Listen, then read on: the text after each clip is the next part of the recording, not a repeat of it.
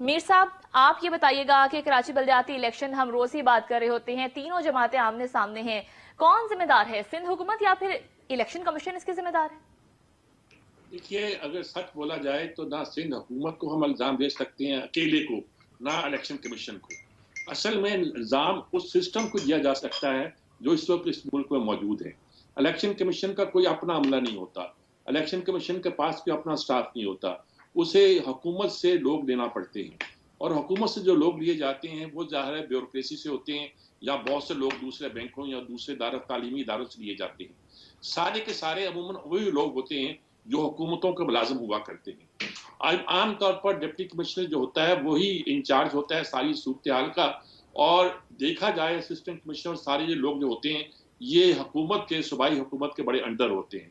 تو بلدیاتی الیکشن میں تو یہ بات انڈرسٹوڈ ہے کہ انہوں نے کچھ جو رول ان سے ادا کرنا ہوتا ہے،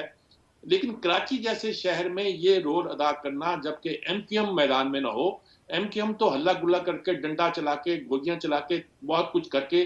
ٹیررائز کر کے بہت سے فیصلے جو تھے اپنی مرضی کے نکلوا لیا کرتی تھی، لیکن اب ایسا نہیں ہو سکتا۔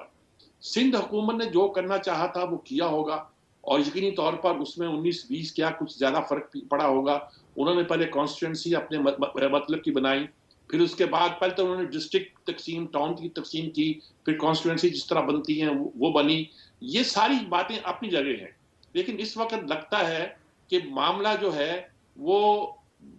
جتنا بھی ہے وہ اس بات پہ ایگری کر گئے ہیں سندھ حکومت بھی، ان کو اندازہ ہو گیا ہے، انہوں نے جتنی طاقت پکڑنی تھی پکڑ لی ہے۔ ان کی کوشش یہی ہے صرف کہ وہ جماعت اسلامی سے 2-1 سیٹیں اوپر ہوں، تاکہ وہ یہ کہہ سکیں وہ سنگل میجورٹی پارٹی ہے، ورنہ ان کو اندازہ ہو گیا ہے کہ جماعت اسلامی اصل قوت بن کے ابھری ہے۔ اس میں حیران ہونے کی بات نہیں، جیسے کہ وہ کہتے ہیں جی یہ کہاں سے آ گئی، اصل جماعت کراچی کی وہی تھی۔ 50s میں 60s میں جب بلدیاتی الیکشن ہوتے تھے وہی جماعت تھی۔ جب اس کے بعد کا زمانہ آیا تو عبدالستار افغانی 2 بار میئر رہے، اور اس کے بعد نعمت اللہ خان تو خیر ان کا زمانہ تو سب کو یاد ہے جب آیا ہے، پھر ایم کیو ایم کا،